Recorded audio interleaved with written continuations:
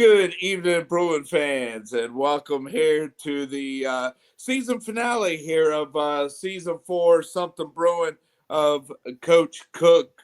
Rashad, how you doing this evening?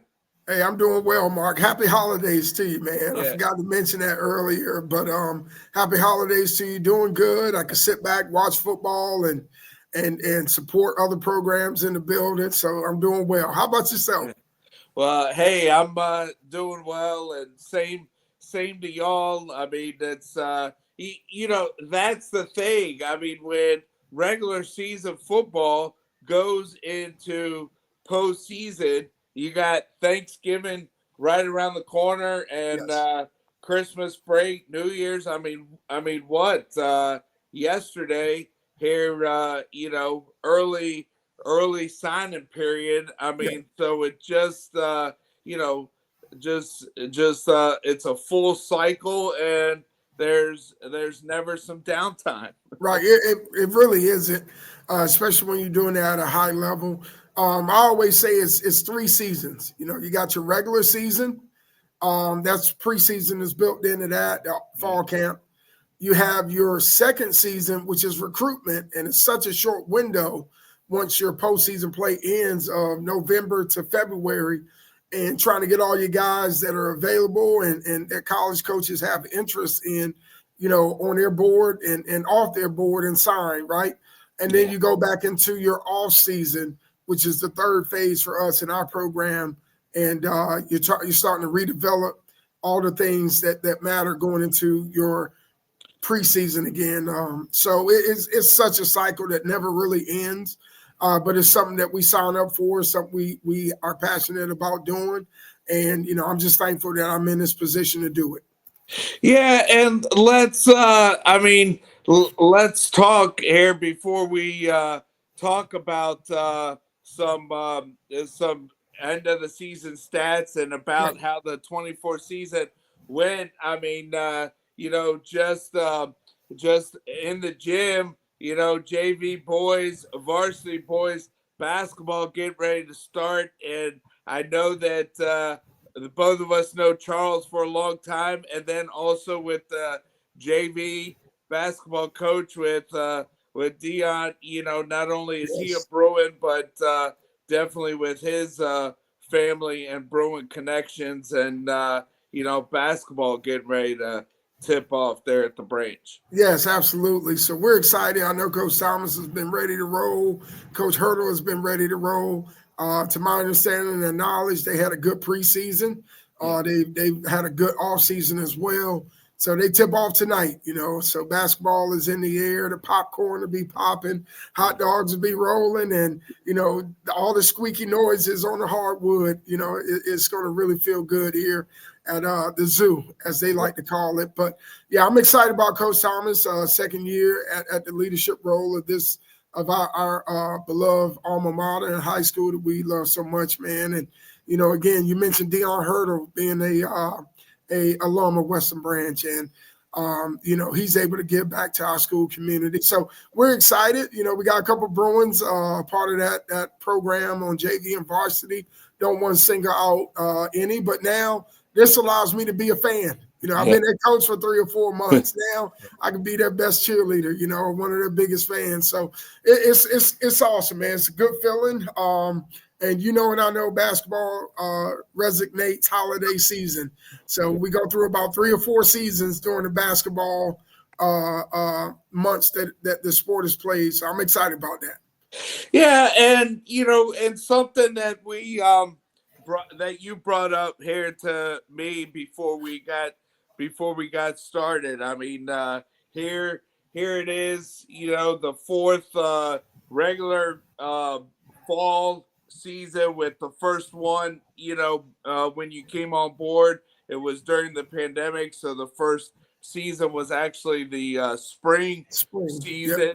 But you had 221 total players here that have come through the program here in the 5 seasons that Yep. you have that you have led Bruin varsity football. Yeah, I really at the end of the season just started doing some historic stats and just looking at where we are as a program. I mentioned to you earlier before the show started that there's over 104 student athletes since 1968 that was able to move on and go play college ball somewhere. And I believe out of that 104, it's been about 3 or 4 NFL draft prospects or draft players, whether it was undrafted or drafted, with Dre Bly and Sharon Stiff and I believe Baker being the most notable, being picked up and around. But it's just good to see our tradition. And then as a head coach, it's just awesome to see how many young men you've been able to work with. And as I mentioned to you earlier, that doesn't even count the coaching staff. That doesn't count the managers and the support staff. So, 221 shows a lot of things. It shows retention. You're able to retain your student athletes that come within your program. I know for a fact during that COVID spring, we only had 35 guys on that roster. And then each year it grew. It grew. So we are definitely blessed. Coach Black says it best. Western Branch will always have provisions. We will always have those student athletes. We don't take it for granted, though. But we're thankful for the type of athletes that we get here at Western Branch. Yeah, and to highlight, I mean, Dre, with the Rams now in LA. I mean, just a couple weeks ago on a Sunday night game, Dre was at the game as the Rams were celebrating 25 years of winning the Super Bowl, and here's someone that gave back here to his high school alma mater with the upgrading of the weight room, and Chiron, he's definitely come back, and Virginia Tech definitely he was part of that team that went to the national championship game, and they recently celebrated anniversary. So definitely some Bruin alums that after they were done wearing the blue and gold uniform definitely had success at the next level. It sure did. Even Deshaun Dixon has donated back to the program too. Okay. So it's just awesome to see. It's great to see alum come back. It's great to see alum still wanting to be a part of what we're doing here. And that's the tradition never graduates, And then watching these guys move on to bigger and better opportunities, but still remember the grassroots of where the foundation of their opportunity started. Right. Is also as equally humbling. But yeah, definitely great.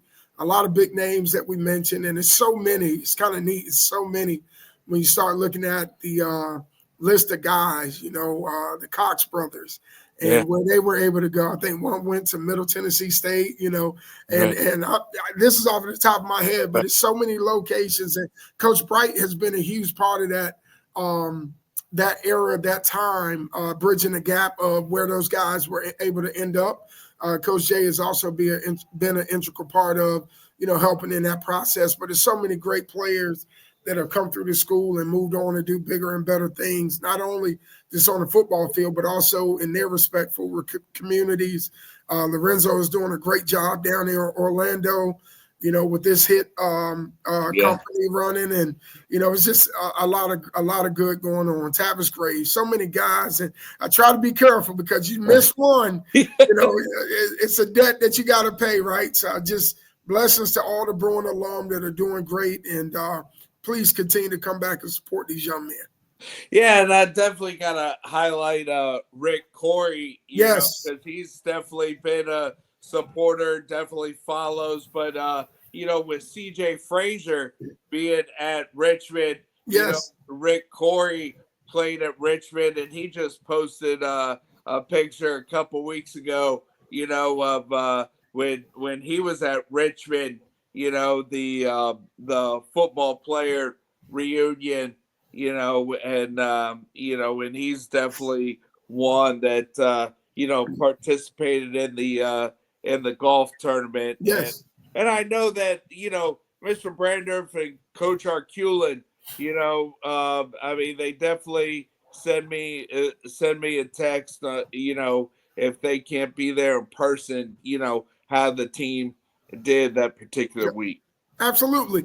I was trying to save Corey for the college guys, but Okay. I'll just kind of add to that. I was at that game, being able to watch CJ and Desmond compete, two Bruins going not against each other physically, but Right. on their side of the ball competing. And that moment he took to come over to William and Mary sideline post game and to speak to Desmond, whatever he whispered and shared with him as Bruin alums, that Yeah. was awesome to see. Right. My wife was able to take a picture of him, and it was just good to see. And then he could go to the other sideline and celebrate with the CAA champ CJ Frazier, back-to-back champs too, if I'm not mistaken. And Right. so just awesome to see. Just good to see so many Bruins. We were at Chapel Hill, Wake Yeah. Forest, Yeah. and UNC.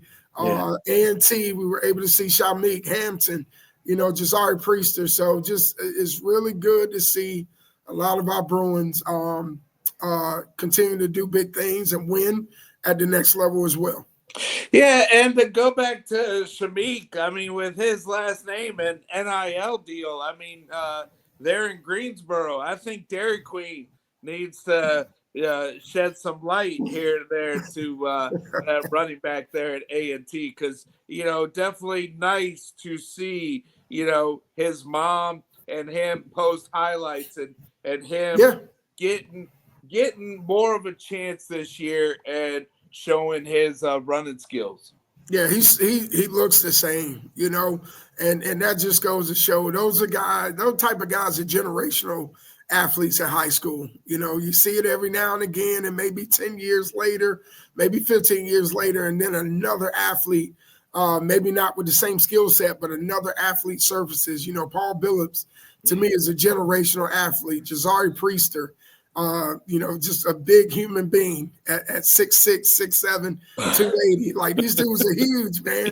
And so, to see Shamik compete and do what he does, still has the same demeanor, heart, and spirit, passion, and drive. I was just very happy for him. I'm glad they gave him a chance to showcase his skill set and ability. And with him, I believe going into his junior year, Yeah. possibly, maybe his red shirt sophomore year, but I believe it'll be his junior year. It's kind of hard to not put number 9 on the Right. field. Yeah. It's kind of hard. Yep. Yeah, and Caleb Broadbent here across the water here at Norfolk State, and Yep. they're Norfolk State, Paul Billups at UNC. They're going through some head coaching Yep. changes, but and then also that school there in Winchester. Yeah. Shenandoah definitely's had a nucleus of Yes. Western Branch alums there, and Correct. be part of that program. Absolutely. This is probably a month ago. I reached out to quite a few young men, even Jason Harris, at Wayne State University, and just want to just catch them off guard, 7, 8 o'clock in the morning.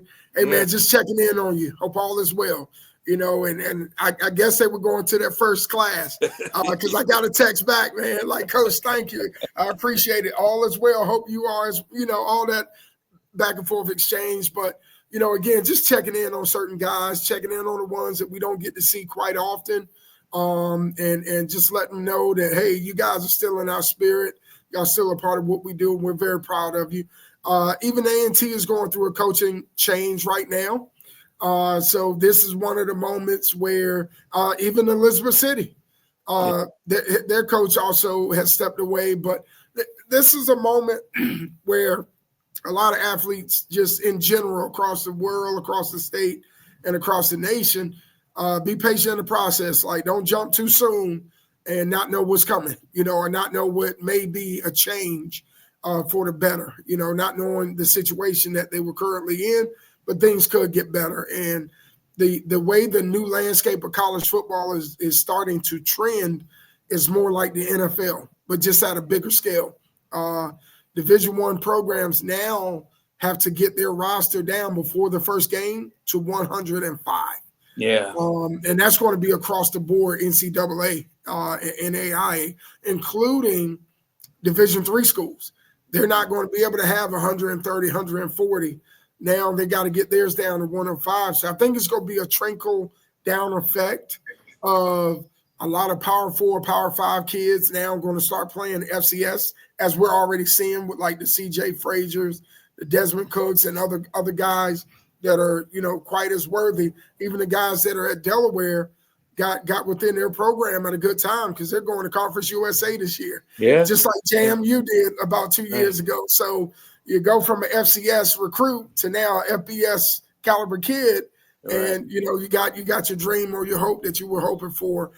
So it's just going to be a little trickle down. So any guy that's kind of worried, my biggest advice would be check with your coaches, check with the guys that have gotten you to that point. Make sure it's not an emotional decision, but it's a sound decision. And then understanding that it's another patience in the process, knowing that the portal could be friendly sometimes and unfriendly other times. That's just my unpopular opinion. Yeah, and and Rashad, while you were talking and checking on some of the players that it brought up of something that we've talked about in previous episodes. I mean, you, Eric Santamaro, Eric Black, Mikey Fly, just to name a few, Brandon Addison, that were players there when Mr. Bright and Coach Jay were coaches, and so those were mentors, and definitely through my brother, definitely met those two guys, Coach Jay and Mr. Bright there back in 87, 88. But now with you guys coaching, now you guys can be mentors here to the players that are going through y'all's guidance here currently, and pass the torch on to the next generation. 100%. And Coach Winley as well, being a Bruin alum. And it may be one or two more that we might have forgotten. So please forgive us in advance. But it's different because it means something to you. And we never say it to our kids, but we should.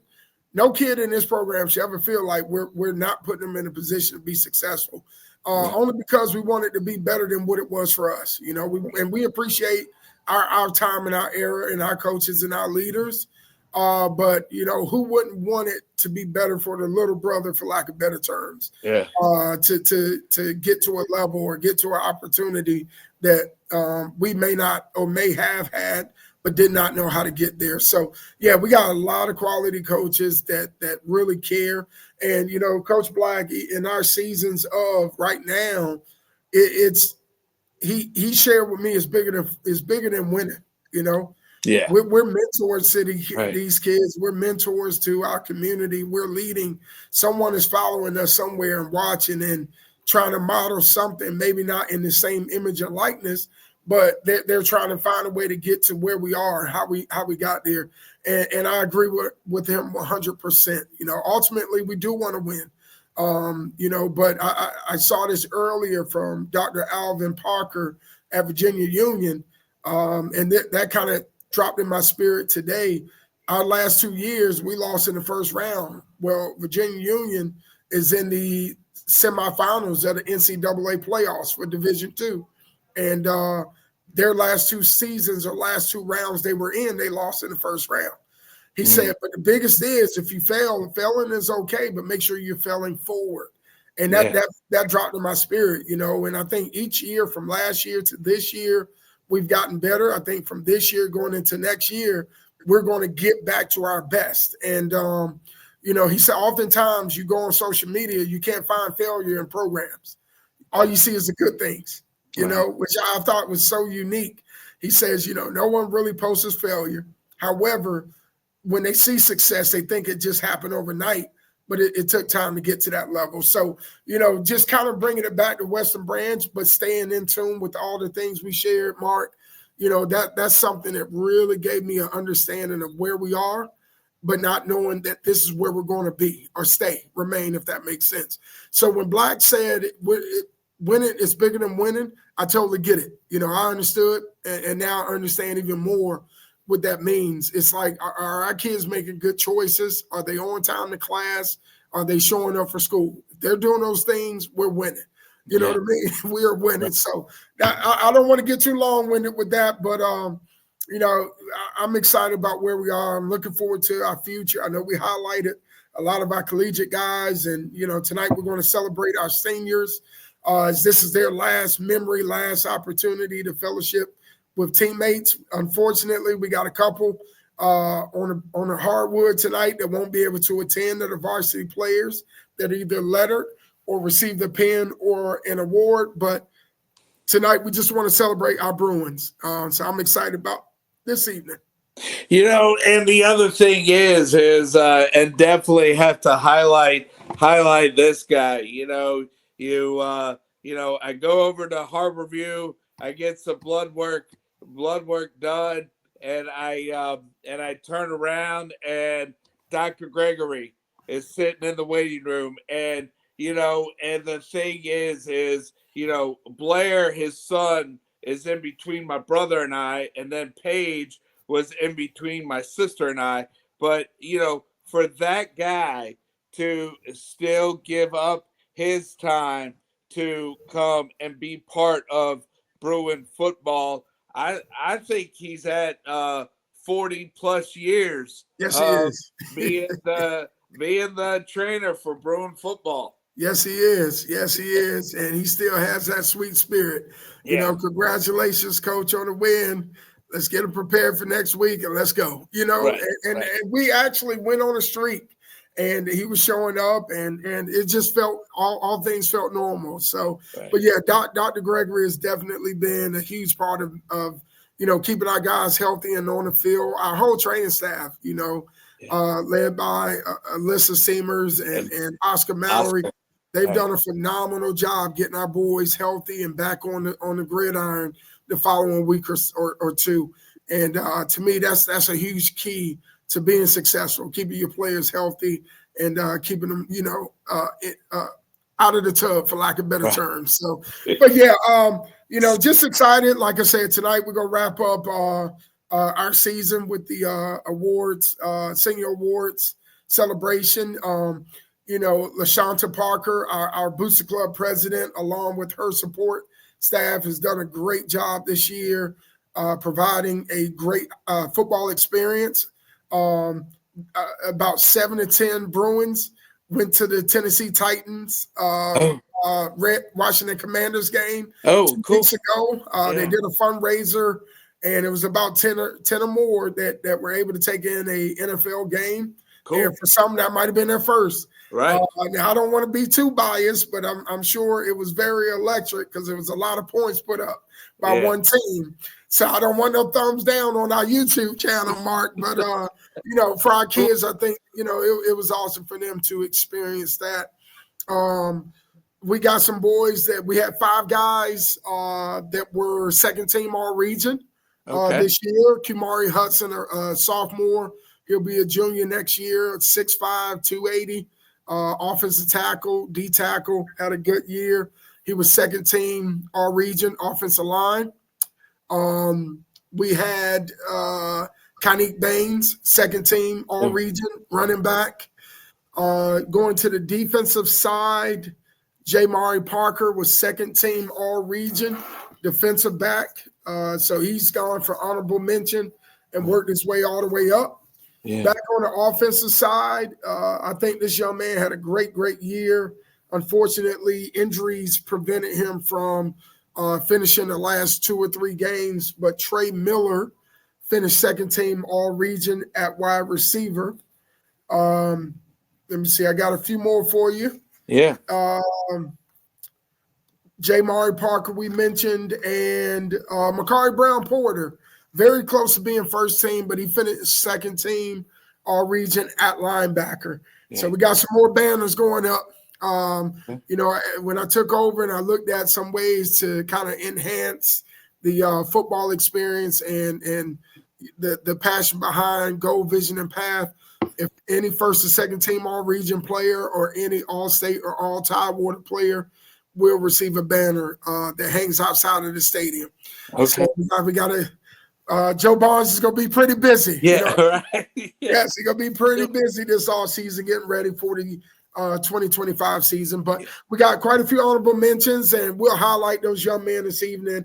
But I think for, all the second team guys that were voted on by all the coaches in our region, that was awesome to at least highlight that as well, Mark. Yeah. Well, and for all the listeners out there, you might have seen Norfolk and Portsmouth, the Eastern District. Well, it's all up to the district nowadays. The Southeastern District does not do. I think it's in all sports that they don't do.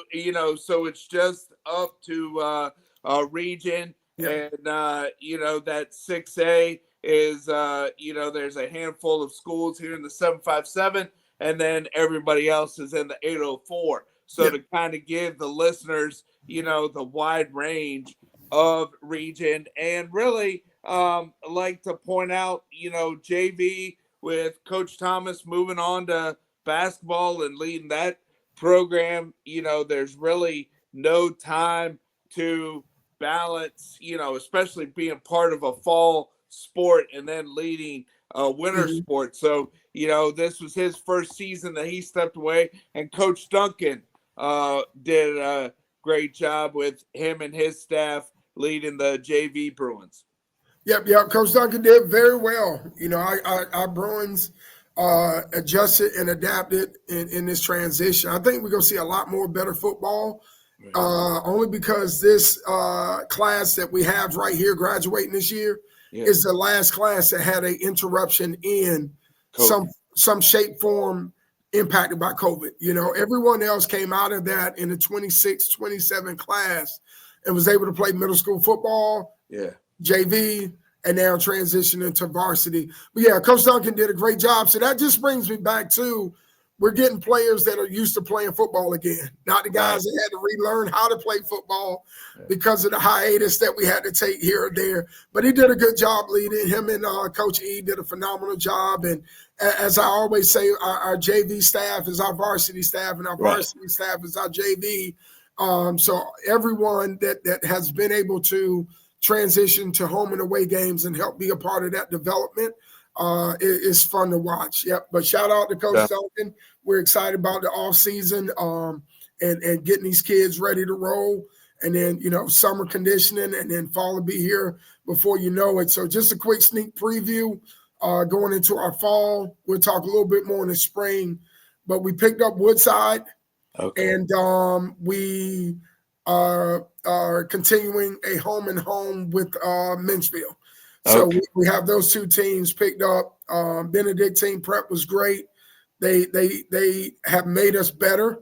And I think we'll see that on this upcoming season, what it took to be prepared for a team like that, to now prepare for a team like that, but now be prepared for an unfamiliar opponent like in Woodside. We never played before, or understanding that Menchville is a very scrappy football program that isn't bad. They win quite a bit in their district. So we're excited about that change and giving our kids an opportunity to be able to compete with local talent, but still be able to travel over the water to the peninsula.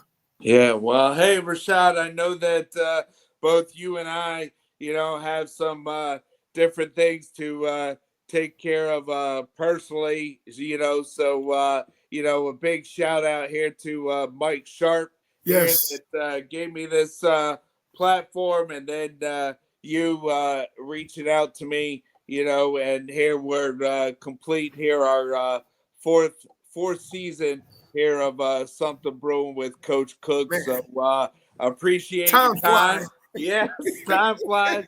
And hey, you guys have a great holiday season, and see you around, and go Bruins. Absolutely. Go Bruins. All right. See you.